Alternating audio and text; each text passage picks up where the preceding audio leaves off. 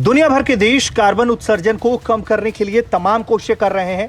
इस कवायद में भारत भी शामिल है, लेकिन अब देश की वायुसेना ने सरकार के इस अभियान में सहभागी बनने का फैसला कर लिया है।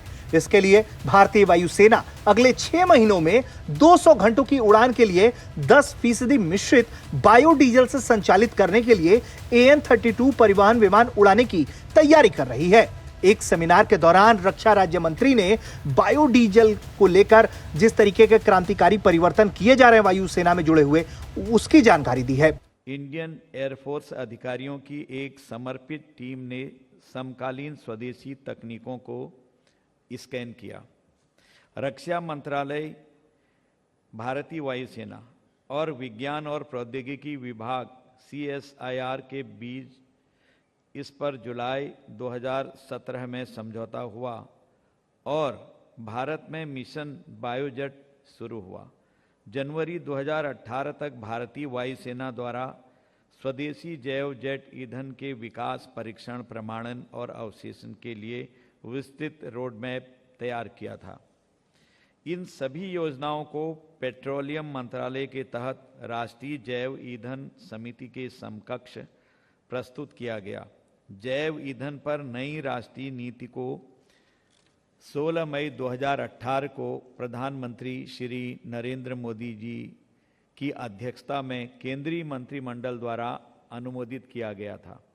पहली बार अग्रिम जैव ईंधन और ड्रॉप इन ईंधन को राष्ट्रीय नैरेटिव में शामिल किया गया। सितंबर 2018 में भारतीय वायुसेना के सैन्य विमानों में उपयोग के लिए स्वदेशी जैव जेट ईंधन के परीक्षण और प्रमाणित करने के लिए एक विकास परियोजना को मंजूरी दी।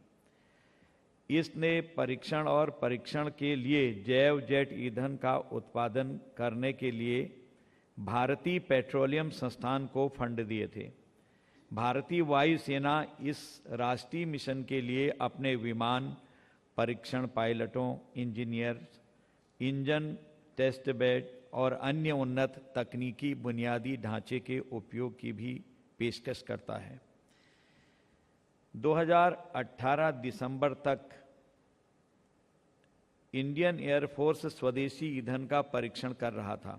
स्वदेशी तकनीक पर रक्षा मंत्रालय का विश्वास तब स्थापित हुआ जब उन्होंने 26 जनवरी 2019 को राजपथ पर स्वदेशी बायोजेट ईंधन फ्लाई द्वारा संचालित सैन्य विमान के निर्माण के लिए सहमति व्यक्त की।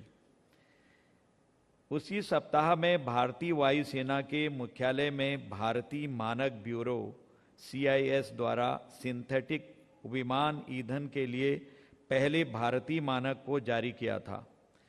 अमेरिका के बाद भारत इकलौता ऐसा देश बन गया है जिसके पास एविएशन बायोजेट फ्यूल के लिए अपना खुद का राष्ट्रीय मानक है। AN-32 विमान ने बायोडीजल के 10% मिश्रण के साथ 65 घंटे की उड़ान भरी है और उसका प्रदर्शन बहुत संतोषजनक भी रहा है। लगभग 200 घंटे की उड़ान भरने का लक्ष्य तय किया गया है, जिसे अगले 6 महीने के भीतर पूरा कर लेने की उम्मीद जताई गई है। वहीं एक दूसरा डॉर्नियर विमान वर्तमान में जमीनी परीक्षण से गुजर रहा है, जिसके बाद वो अपनी पहली उड़ान भरेगा। साथ ही ये भी जानकारी दी गई है कि डॉर्नियर को इंजन के मूल इंजन निर्माता हनीवेल से 50% जैविक ईंधन के उपयोग के लिए मंजूरी भी मिल गई है।